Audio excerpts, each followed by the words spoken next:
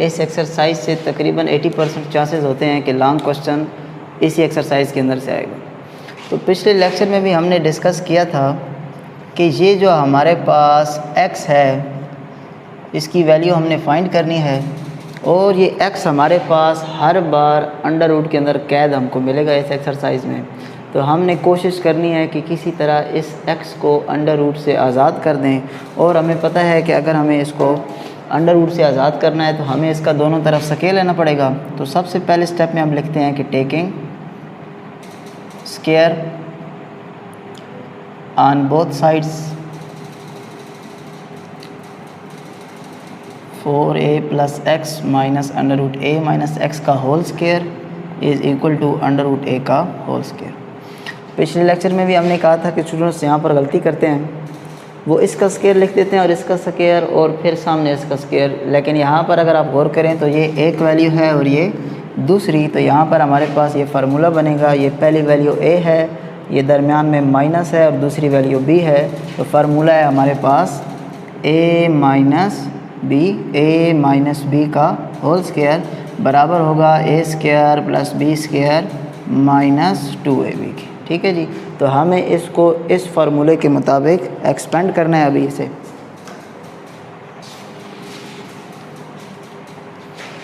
चले जी, a square का हमारे पास मतलब हो गया 4a प्लस एक्स का whole square plus b square का मतलब हो गया under root a minus x का होल स्केयर और फिर minus 2a and b equal में ये स्केयर इस अंडर रूट के साथ कैंसिल हो जाएगा तो हमारे पास सिर्फ आ जाएगा a। यहाँ पर ये स्केयर इस अंडर रूट से कैंसिल, ये स्केयर इस अंडर रूट से कैंसिल, तो हमारे पास वैल्यू आ गई 4a plus x plus a minus x minus 2। ये दोनों वैल्यूज़ अंडर रूट के अंदर आ जाएंगी। इसको हम लिख लेंगे 4a प्लस एक्स और a minus x is equal to हमारे पास मौजूद है a। अब एक जैसी वैल्यूज़ को आपस में सॉल्व करते हैं। ये वैल्यू भी हमारे पास x वाली है और ये वैल्यू भी हमारे पास x वाली है। ये प्लस x है, ये माइनस x है, तो ये वैल्यूज़ आपस में हमारे पास कैंसिल हो जाएंगी। ये वैल्यू भी हमारे पास a वाली है, ये भी a वाली है। इसका कोफिशिएंट 4 है, इसका कोफिशिएंट कुछ भी नहीं है तो मतलब 1 है। 4 और 1 मिलकर हमारे पास हो जाएंगे 5a। उसके बाद हमारे पास ये x और x तो कैंसिल हो चुके थे तो मेरे पास सिर्फ बच गया -2 अंडर रूट। इन ये वैल्यूज़ को हम मल्टीप्लाई करते हैं। पहले 4a मल्टीप्लाई होगा a से तो हमारे पास हो जाएगा 4a का स्केयर। फिर ये 4a जब x से मल्टीप्लाई होगी तो प्लस माइनस माइनस 4ax। अब बारी आ गई x की, x जब a से मल्टीप्लाई होगा तो इसको बेशक ax लिख दें या x से, कोई फ़र्क नहीं पड़ेगा। प्लस माइनस माइनस और x से मल्टीप्लाई होने के बाद हमारे पास हो जाएगा x square is equal to a। अच्छा, यहाँ पर अगर आप गौर करें तो पहले हमारे पास पूरे क्वेश्चन में 3 अंडर रूट थे। तो एक दफ़ा स्केयर लेने के बाद थोड़ा सा सिंप्लीफाई करने के बाद हमारे पास इस पूरे सवाल में बजाय 3 अंडर रूट के 1 अंडर रूट वाली वैल्यू बच गई है। तो अभी भी जो अंडर रूट है वो ख़त्म नहीं हुआ और हमारा जो x है वो इस अंडर रूट से मुकम्मल तौर पे आज़ाद नहीं हुआ। तो हम थोड़ी सी यहाँ पर कैलकुलेशन और करते हैं। हम ये प्लस का 5 है उधर ले जाते हैं और ये वैल्यू हमारे पास उधर जाके a मौजूद है, ये 5a इधर आके हमारे पास हो जाएगा -5a। अंडर रूट में ये a स्केयर वाली वैल्यू a की है तो खुद ही आ गई। ये भी ax है, ये भी ax है, ये आपस में हल हो सकती हैं। इसका कोफिशिएंट -4 है, इसका कोफिशिएंट 1 है, प्लस माइनस तो हमारे पास -3ax आ जाएगा और उसके बाद एंड पे हमारे पास आ जाएगा -x स्केयर। ठीक है जी। और आखिरी स्टेप में हम इन वैल्यूज़ को तो सॉल्व नहीं करते, लेकिन इक्वल के उधर जो 2 वैल्यूज़ हैं वो आपस में हल हो सकती हैं। a-5 है, हमारे पास आंसर आ जाएगा -4a। ठीक है जी। हमने ये वैल्यू 5 है उधर इसलिए लेकर गए ताकि हम यहाँ पर इस अंडर रूट के ऊपर जब स्केयर लें तो स्केयर इस अंडर रूट को कैंसिल कर दे। अगर हम इसी पॉइंट पे इसका स्केयर लेते तो ये हमारे पास a वैल्यू बन जाती, ये हमारे पास b वैल्यू बन जाती और हमें लगाना पड़ता फार्मूला। हमारे लिए सवाल हल करना हो जाता मुश्किल। इसलिए हमने इस अंडर रूट वाली वैल्यू को पहले अलहदा कर लिया। जब अंडर रूट वाली वैल्यू अलहदा हो गई तो अब हम इसका स्केयर लेंगे तो सवाल बहुत ईजीली हमारे पास हल हो जाएगा। तो ये लास्ट वाला जो स्टेप है मैं एक दफ़ा दोबारा लिख देता हूँ। 4a² minus 3ax minus x square is equal to -4a। चलिए थोड़ा सा इसको मज़ीद आसान करते हैं। ये वाला माइनस और ये वाला माइनस आपस में कैंसिल हो गए। हमारे पास यहाँ पर रह गया जी 2 4a² minus 3ax minus x square equal में आ गया 4a। अब आप चाहें तो ये 2 मल्टीप्लायर है, उधर जाके डिवाइड भी हो सकता है, लेकिन हम यहीं पे इसका स्क्वायर ले सकते हैं, taking square on both sides. दोबारा फिर हम इन्हीं वैल्यूज़ का स्क्वायर लेंगे।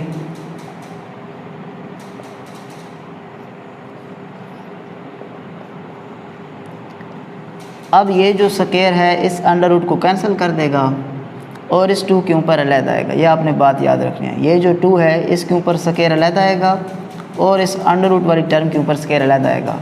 जब इस 2 के ऊपर ये स्क्वायर आएगा तो वो इस 2 को बना देगा 4, और जब ये स्क्वायर इस अंडर रूट के ऊपर आएगा तो ये स्क्वायर अंडर रूट को कैंसिल कर देगा। तो हमारे पास आ जाएगा 4a² minus 3ax minus x square is equal, यहाँ पर हमारे पास बन जाएगा 16a²। अब सिंप्लीफाई करते हैं। यहाँ पर ये इस वैल्यू से मल्टीप्लाई होकर 16a² माइनस 4 को 3 से मल्टीप्लाई करेंगे तो 12ax और minus 4x² is equal to 16a²। सारी वैल्यूज़ एक तरफ ले आते हैं, 16a² minus 12ax minus 4x² और वो वैल्यू उधर प्लस है, इधर आके हमारे पास हो जाएगी माइनस और इक्वल में कुछ भी नहीं बचा तो 0। अब पहली टर्म और लास्ट टर्म आपस में हो जाएंगी कैंसिल,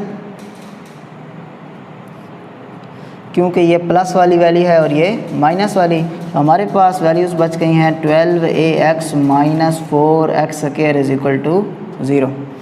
ये अक्सर क्वेश्चन में इस तरह होगा कि आपके पास यहाँ पर क्वाड्रेटिक इक्वेशन बनेगी और उसके बाद आपकी मर्ज़ी है जो तरीका लगाएं, चाहे तो फैक्टराइजेशन लगाएं, चाहे तो कंप्लीटिंग स्केल लगाएं, या चाहे तो क्वाड्रेटिक फार्मूला लगाएं। वो डिपेंड करता है कि आपको कौन सा वाला तरीका सबसे अच्छी तरह आता है।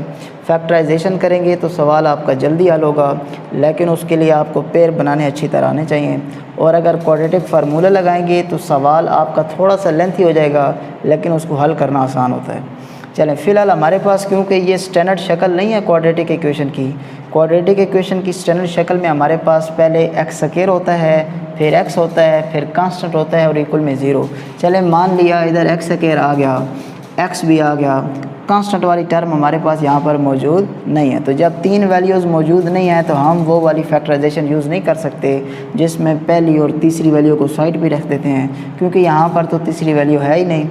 अच्छा जी, इसके बाद अगर आप चेक करें तो एक्सरसाइज 1.1 से पहले आपके पास एक एग्ज़ाम्पल है, एग्ज़ाम्पल नंबर 2, वहाँ पर भी आपके पास कुछ इस तरह की शक्ल है। फिर रिव्यू एक्सरसाइज में भी आपके पास इस तरह के क्वेश्चन है कि जब आपके पास 2 वैल्यूज़ आ जाएं, यानी कि एक एक्स स्क्वायर वाली और एक एक्स वाली, तो इसको हल करना और ज़्यादा इजी होता है।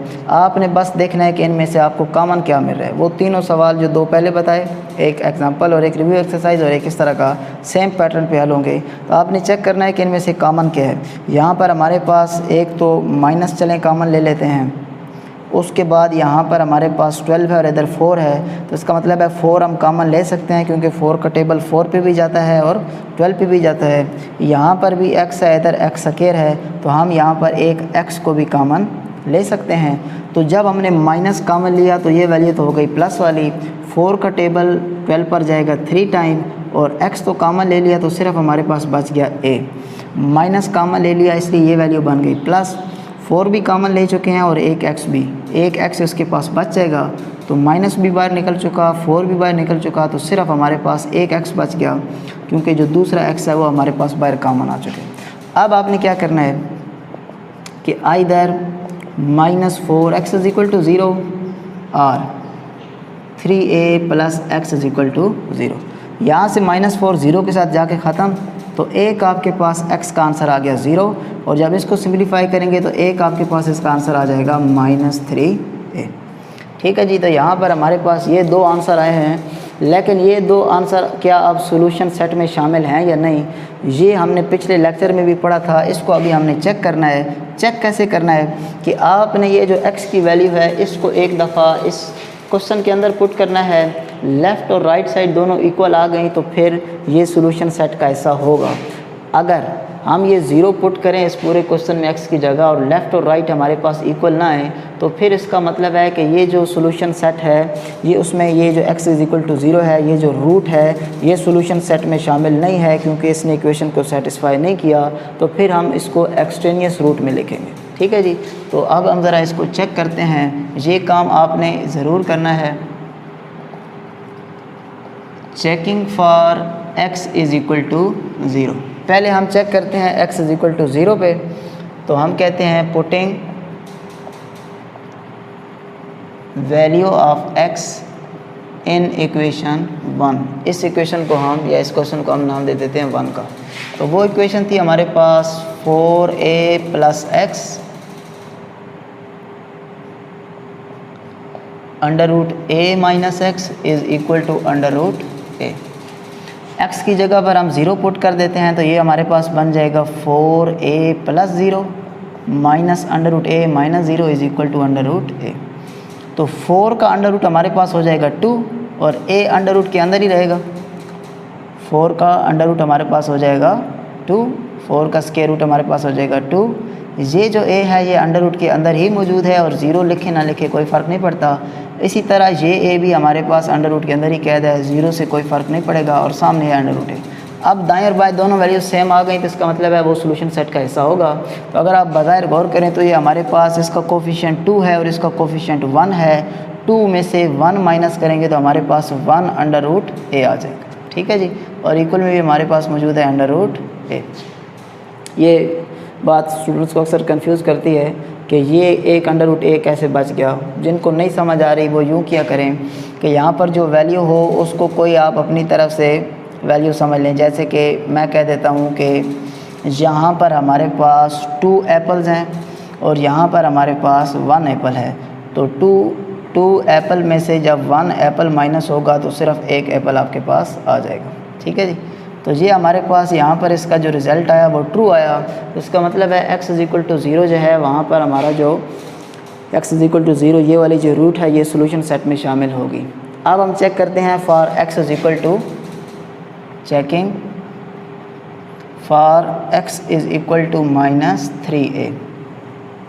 दोबारा वैल्यूज पुट करते हैं जी। Putting value of x in equation 1। थोड़ा सा अब इसको डायरेक्ट हल करते हैं। 4a अपनी जगह पर मौजूद है, x की जगह पर हमारे पास पुट हो गया -3a, दरमियान में आ गया हमारे पास माइनस। a अपनी जगह पर मौजूद है, x की जगह पर हमने -3a लिखना है और गौर करें तो एक माइनस बाहर है, वो माइनस इस माइनस को कर देगा प्लस, तो ये हो जाएगा 3a और इक्वल में a अपनी जगह पर मौजूद है। ये x की वैल्यू हमने x की जगह पर पुट करनी है, a वाली वैल्यूज़ के साथ हमने छेड़खानी नहीं करनी। 4a में से 3a माइनस होंगे, 4 एप्पल में से 3 एप्पल माइनस होंगे तो आपके पास 1 एप्पल रह गया। यहाँ पर 4a हो गया = √a। अच्छा जी, √a माइनस 4 का स्क्वायर रूट हमारे पास हो गया 2 और √a =√a। ठीक हो गई जी बात। अब आप फिर गौर करें तो यहाँ पर हमारे पास 1 एप्पल है और इधर हमारे पास 2 एप्पल हैं। 1 एप्पल में से 2 एप्पल माइनस हो जाएं, 2 एप्पल माइनस हों तो हमारे पास आ जाएगा -1 एप्पल या -1 √a। जो आप जहन में रख लें, ये सिर्फ समझाने के लिए है। लेकिन यहाँ पर हमारे पास ये जो 2 वैल्यूज़ हैं ये आपस में बराबर नहीं आई। इसका मतलब है कि इसका जो आंसर है वो ट्रू नहीं आया, इक्वेशन जो है वो हमारी सेटिस्फाई नहीं हुई। तो सॉल्यूशन सेट के अंदर जब आप सॉल्यूशन सेट लिखेंगे तो सॉल्यूशन सेट के अंदर आपने ये वाली ब्रैकेट्स लिखनी है और इस ब्रैकेट में वो वाला आंसर लिखना है जिस पे हमारा आंसर सेटिस्फाई हुआ है। तो वो हुआ था x = 0 पे, और जबकि हमारा जो आंसर है वो सेटिस्फाई नहीं हुआ था कहाँ पर, जब हमने x की जगह पुट किया था -3a। तो इसका मतलब है ये जो -3a है ये आपके पास हो जाएगा एक्सट्रेनियस रूट। ठीक है।